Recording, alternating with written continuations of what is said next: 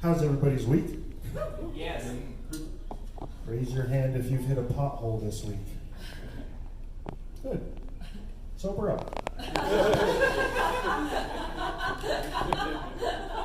If you make fun of someone for being overly educated, is that called a third-degree burn?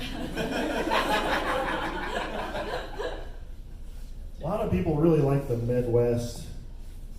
A lot of people like Oklahoma City. I would say at best it's an okay city.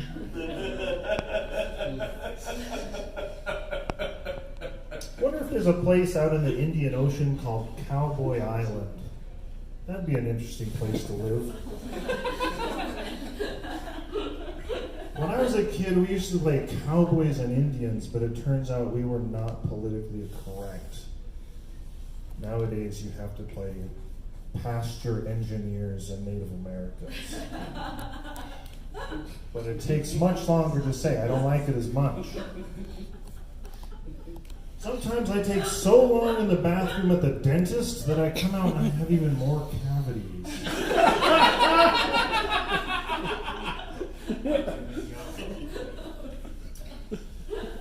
Here is a new pickup line I wrote this week. It's very romantic. I mean, get ready to just cover your heart with both hands and just sigh with that dreamy, wholesome delight.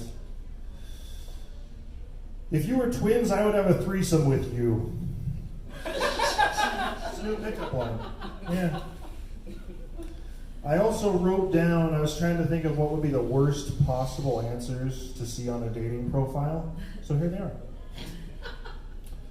Do you like classic rock? Do you mean like diamonds? Or do you like to fish? No, but I kill other types of small animals. If you could meet anyone from history, who would it be? John Benet Ramsey. Not good. Not good. So I was listening to this podcast one time, and it was a history podcast, and they described old, like ancient societies, and they were like, tribute is the voluntary, ritualized exchange of goods, and pillaging is involuntary, unlimited exchange of goods.